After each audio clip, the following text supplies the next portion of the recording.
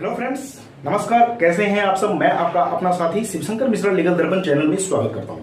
Friends, मैं आज civil court में जो हम सिविल सूट फाइल करते हैं, वो सिविल सूट फाइल करने के कितने स्टेज होते हैं, शुरू से लेके और लास्ट तक यानी जजमेंट एंड डिक्री होने तक के बारे में बताऊंगा।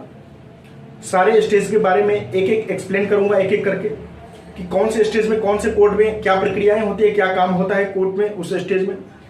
तो इसे जानने के लिए वीडियो को लास्ट तक देखिएगा और वीडियो देखने के बाद अच्छा लगे तो चैनल को ज्यादा से ज्यादा सब्सक्राइब, लाइक और शेयर कीजिएगा। तो आइए फ्रेंड्स, जानते हैं। फ्रेंड, सिविल सूट में ऐसा मानना है, लोगों का धारणा है, ऐसा बन गया है उनके दिमाग में, एक मेंटालिटी उनका ऐसा हो गया है कि सिविल सूट में बहुत टाइम लगता है। तो जी हाँ दोस्तों, ये बात सत्य है। यदि आप सिविल सूट कोर्ट में फाइल करने जा रहे हैं तो आप ये सोच लें, ये जान लें कि कम से कम मिनिमम 3 to 4 ईयर लगेगा। 3 से 4 साल तो लगना ही लगना है, उससे ज्यादा जो लगे 15 साल 20 साल तक भी लग सकता है। ऐसा लगता क्यों है? इसलिए लगता है कि इसमें केस के जो स्टेज है ना, उसमें स्टेज बहुत होते हैं। फिर बीच बीच में एप्लीकेशन भी वकील साहब से लगाते रहते हैं। कभी डिफेंडेंट के वकील लगाए तो कभी प्लेंटिफ के वकील लगाए, तो एप्लीकेशन भी जाता रहता है कोर्ट में। तो इसलिए टाइम बीतता जाता है, डेटिंग मिलती रहती है। तो 3 से 4 साल तो आम बात है, बाकी 15-20 साल भी लग सकता है। अब आते हैं मुद्दे पे। मुद्दा यह है कि सिविल सूट जो होता है, उस सूट में स्टेज कितने होते हैं। तो फ्रेंड्स, टोटल यदि देखा जाए तो 11 स्टेज होते हैं, यानी फ्लैट फाइल करने से लेके और आपके जो जजमेंट एंड डिक्री तक होता है।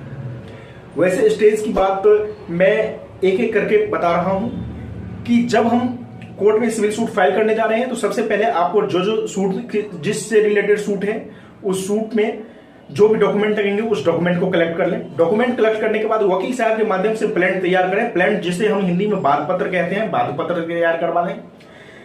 बात पत्र तैयार कराने के बाद आप उसे कोर्ट में फाइल करते हैं। कोर्ट में फाइल करते हैं तो कोर्ट में जो एम्प्लॉय बैठे होते हैं, व्यक्ति बैठे होते हैं, जिस कोर्ट कंसर्न कोर्ट में आप जाते हैं तो वो फाइलिंग काउंटर पे वो सारा चीज चेक करते हैं। उनमें 3 चीजों को मेनली रूप से देखा जाता है।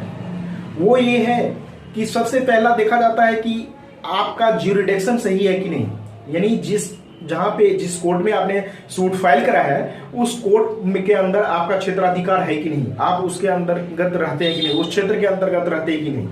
दूसरा देखा जाता है कि जो सूट फाइल कर रहे हो उस सूट का लिमिटेशन अभी बचा हुआ है कि नहीं। सिविल सूट में लिमिटेशन का बहुत पंगा आता है कि लिमिटेशन जो है, लिमिटेशन एक्ट में दिया गया था, किसी का 3 साल, किसी का 5 साल, किसी का 7 साल। यदि वो बीत जाता है तो फिर लिमिटेशन आपका चला गया तो आप सूट फाइल नहीं कर सकते। तो ये लिमिटेशन देखा जाता है। और तीसरा चीज देखा जाता है वैल्यूएशन, यानी कोर्ट फीस। जो सूट आप फाइल कर रहे हैं उसके लिए आप कोर्ट फीस प्रॉपर जमा किए हैं कि नहीं। इन 3 चीजों को देखा जाता है। क्या क्या? Limitation, jurisdiction and valuation, that means court fees. अब इसके बाद प्लान तैयार किया। प्लान तैयार करने के बाद काउंटर पे फाइल करने के बाद आपको डेटें मिलती हैं। डेट पे आप जब जाते हैं तो आपके प्लेंटिफ के वकील साहब बहस करते हैं। बहस करने के बाद वो जज से आपको यदि लगता है कि नहीं इन्होंने सही मुद्दे को लाया है, सही सूट फाइल किया है, तो वो डेट देते हैं और डेट पे बोलते हैं कि आप अपना प्रोसेसिंग फीस पीएफ फाइल कर देना। और सामने वाले पार्टी को नोटिस जाता है, नोटिस जिसको सम्मन बोलते हैं, सम्मन जाता है। सम्मन 2 तरीके से जाता है। एक तो आपको बोलेगा कि बाय पोस्ट आप भेज देना। दूसरा, कोर्ट के जो एम्प्लॉय होते हैं, जो प्रोसेस सर्वर जिसको बोलता है, वो प्रोसेस सर्वर के थ्रू बाय हैंड जाता है। अब जब नोटिस भेजने की बात आई तो नोटिस भेजने के बाद 2 स्टेज आती है। यदि उसने नोटिस ले लिया और फिर नहीं आया कोर्ट में तो क्या होगी, और यदि नोटिस सर्विस ही नहीं हुआ, यदि नहीं लिया गया, तामील ही नहीं हुआ सम्मन, तो फिर क्या होगा। यदि सम्मन तामील नहीं हुआ, हम 1 बार भेजे, 2 बार भेजे, फिर भी तामील नहीं हो रहा है, तो ऑर्डर 5 रूल 20 के अंतर्गत पब्लिकेशन का ऑर्डर जैसे आप दे देते हैं, यानी पेपर में उसको पब्लिश करवाते हैं। पेपर में पब्लिश कराने के बाद एक पक्ष आदेश यानी एक्स पार्टी आपके फेवर में दे देगा, यानी प्लेंटिफ के फेवर में दे देता है, एक्स पार्टी ऑर्डर जारी कर देता है। अब दूसरी चीज आती है कि सम्मन सर्विस हुआ, फिर भी यदि नहीं आया तो पब्लिकेशन कराने की कोई जरूरत नहीं है, फिर आपके फेवर में एक्स पार्टी हो जाएगा। यहाँ पे कंफ्यूजन मत होइएगा, क्योंकि कंफ्यूजन वाली बात नहीं। एक तो होता है कि एक्स पार्टी ऑर्डर कब होता है, जब वो सम्मन सर्विस नहीं लिया, फिर पब्लिकेशन का बार सम्मन जाता है, नहीं लेता है तो पब्लिकेशन कराने के बाद एक्स पार्टी ऑर्डर हो जाता है। एक स्टेज आते हैं कि यदि आपका सम्मन ले लिया फिर भी नहीं आया तो पब्लिकेशन कराने की कोई जरूरत नहीं है, एक्स पार्टी ऑर्डर हो जाएगा। उसके बाद आता है कि वो क्या करता है कि सम्मन लेता है। सम्मन लेने के बाद जो डेट पड़ा रहता है उस सम्मन पे सारा कुछ लिखा रहता है कि इतने नंबर कोर्ट में आपको आना है, इस डेट को आना है, इस जज साहब के सामने इतने बजे आना है। डिफेंडेंट के वकील साहब वहां पे आते हैं, वो आते हैं तो उनको क्या है कि ऑर्डर 8 रूल 1 के तहत रिटन स्टेटमेंट बना के लाना पड़ता है, या फिर वहां पे टाइम वो ले लेते हैं। रिटन स्टेटमेंट जिसे हम बाद पत्र बोलते हैं, रिटन स्टेटमेंट, सॉरी लिखित वचन। अब लिखित वचन वो लाके आते हैं, उसके बाद वो जब रिटन स्टेटमेंट लाते हैं, जैसे आप उसको देखते हैं। रिटन स्टेटमेंट के बाद प्लेंटिफ को फिर पूछा जाता है, एक कॉपी प्लेंटिफ को भी वो सप्लाई करता है डिफेंडेंट, और एक कॉपी जो है उसको भी देते हैं, जैसे आपको कोर्ट में देते हैं। रिटन स्टेटमेंट के बाद अब जैसे आप पूछते हैं प्लेंटिफ के वकील साहब को कि क्या आपको रेप्लिकेशन फाइल करना है, मतलब रिटन स्टेटमेंट का जवाब आप देना है, जिसको जवाब बोलता है, हिंदी में बोला जाता है। तो रेप्लिकेशन आपको फाइल करना है। ये ऑर्डर 8 रूल 9 सीपीसी में दिया गया है इसका प्रोविजन। वो फिर बोलते हैं कि मुझे फाइल करना है, तो उनको बोलते हैं आप फाइल करो, एक कॉपी कोर्ट में दे देना, एक कॉपी अपोजिट पार्टी यानी प्लेंटिफ के वकील साहब को दे देना।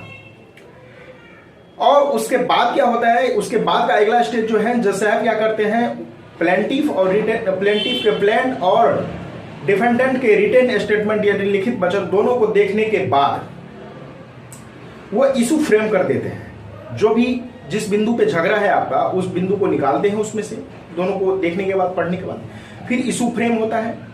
इशू फ्रेम होने के बाद एडमिशन डिनाइल होता है डॉक्यूमेंट का, डॉक्यूमेंट टेंडर किया जाता है, जिसके लिए आपको एफिडेविट जमा करना पड़ता है, वो प्लेंटिफ को भी जमा करना पड़ता है और डिफेंडेंट को भी जमा करना पड़ता है, वो होता है। फिर उसके बाद पीई होता है, प्लेंटिफ एविडेंस, जिसमें एफिडेविट के साथ आपको गवाह यदि है, गवाह के नाम, कौन कौन से डॉक्यूमेंट आप टेंडर करा रहे हैं, वो सारा डिटेल उसमें रहता है, तो वो एफिडेविट फाइल करते हैं। फिर आप अपने डॉक्यूमेंट को टेंडर कराने के बाद अपने गवाह का आप चीफ करते हैं, वो आपका दूसरी पार्टी जो डिफेंडेंट की रहती है वो क्रॉस करती है कि आखिर वो सही बोल रहा है या नहीं, आपके डॉक्यूमेंट को भी वो क्रॉस करती है।